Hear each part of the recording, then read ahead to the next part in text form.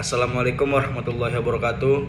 Sebelum saya memulai ini semua, saya ingin memperkenalkan nama saya. Nama saya Firman Gani Siregar, NIM 0103233038, semester 1, Prodi Pengembangan Masyarakat Islam. Dosen Pak Muhammad Iqbal Abdul Muin LCMA. Bab 1. Terminologi hadis. Secara etimologi, hadis merupakan bentuk masdar yang berarti cerita, percakapan baik dalam konteks agama maupun duniawi, atau dalam konteks sejarah ataupun peristiwa dan kejadian aktual. Penggunaan dalam bentuk kata sifat objektif mengandung arti al-jadar, yaitu sesuatu yang baru, al-khobar, yaitu berita, yaitu sesuatu yang dipercakapkan atau dipindahkan dari seseorang kepada orang lain.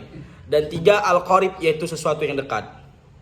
Menurut MM Azami, penggunaan kata hadis dari sudut kebahasan dalam Al-Quran ini antara lain: 1. Komunikasi religius, pesan atau Al-Quran sebagaimana terdapat dalam Quran Surah Az-Zumar ayat 23. 2. Cerita duniawi atau kejadian alam pada umumnya sebagaimana terdapat dalam Quran Surah Al-An'am ayat 68. 3. Cerita sejarah, historical stories sebagaimana terdapat dalam Quran Surah At-Toha ayat 9. Rahasia atau percakapan yang masih hangat sebagaimana terdapat dalam Quran Surah At-Tahrim ayat 3. Secara terminologi, ahli hadis, ahli usul fikih berbeda pendapat dalam memberikan pengertian hadis ini. Di kalangan ahli hadis sendiri ada beberapa definisi yang berbeda. Ada yang mendefinisikan hadis adalah segala perkataan Nabi SAW, perbuatan dan ahwalnya. 2. Sunnah. Secara etimologi merupakan jalan lurus dan berkesinambungan yang baik maupun yang buruk sebagaimana yang dapat dilihat dari perkataan Rasul. Barang siapa yang merintis suatu jalan yang baik, maka ia akan memperoleh pahala dan juga pahala orang yang mengamalkannya sesudahnya, tidak mengurangi. Yang demikian itu akan pahala mereka sedikit pun. Dan siapa yang merintis jalan yang buruk, ia akan menerima dosanya dan dosa orang yang mengamalkan tanpa mengurangi dosanya sedikit pun. Secara terminologi, sedangkan menurut istilah terminologi yang digunakan muhadisin sunnah adalah segala sesuatu yang dikaitkan dengan Nabi Shallallahu Alaihi Wasallam, baik berbentuk perkataan, perbuatan, takrir, bentuk fisik, moral maupun perjalanan hidup, baik dilakukan sebelum diangkat menjadi Nabi seperti bertahabus di Gua Hira maupun sesudah menjadi Rasul.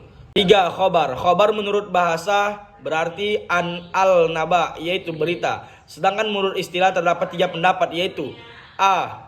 Khabar adalah sinonim dari hadis, yaitu sesuatu yang disandarkan kepada Nabi SAW dari segi perkataan, perbuatan, takrir, dan sifat. B. Khabar berbeda dengan hadis. Hadis adalah sesuatu yang berasal dari Nabi, sedangkan khabar adalah berita yang datang dari selain Nabi. Atas dasar dengan muhadisin, khabar lebih umum dari hadis. Hadis adalah sesuatu yang berasal dari Nabi, sedangkan khabar adalah sesuatu yang datang dari Nabi atau dari selain Nabi atau orang lain. Pendapat ini maka seorang ahli al-hadis. 4. Atsar. Secara etimologi berarti bakiyat al-syai, yaitu sisa peninggalan sesuatu. Sedangkan pengertiannya secara terminologi ada 2 pendapat. 1. Atsar adalah sinonim dari hadis, yaitu segala sesuatu yang berasal dari Nabi Shallallahu Alaihi Wasallam.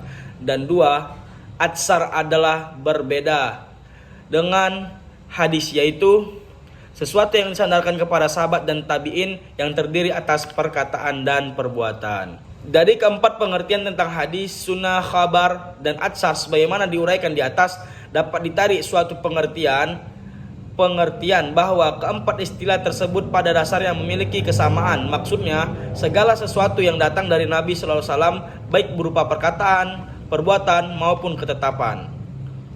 Kedudukan dan fungsi hadis. Dari segi keberadaannya sebagai wahyu dan sumber syariah yang wajib diamalkan isinya, sunnah belajar dengan Al-Quran, dan dari segi tingkatnya, ia berada berdampingan dengan Al-Quran karena ia berfungsi menjelaskan. Sebagaimana firman Allah Subhanahu wa Ta'ala yang artinya, dan kami turunkan kepadamu Al-Quran agar kamu menerangkan kepada umat manusia apa yang telah diturunkan kepada mereka dan supaya mereka memikirkan.